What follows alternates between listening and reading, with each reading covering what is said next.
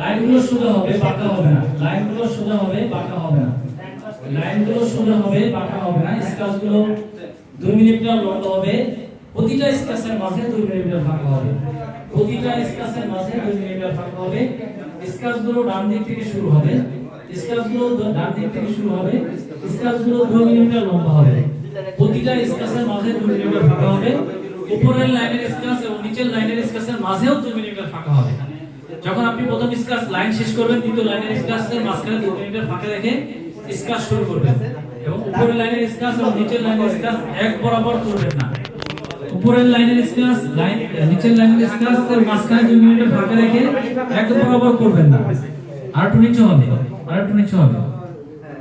আপনি যত বড় স্কেচটা কাটছেন ততটুকু আমার ফাঁকা থাকবে। স্কেচ যেহেতু প্রতিটা স্কেচ 2 মিলিমিটার লম্বা, ওই যত বড় স্কেচ কাটছেন ততটুকু মাঝখানে ফাঁকা রেখে আবার কাটবেন। বুঝতে পারছেন? প্রতিটা স্কেচ 2 মিলিমিটার লম্বা হবে এবং স্কেচের মাঝখানে 2 মিলিমিটার ফাঁকা হবে। যতটুকু আপনি স্কেচ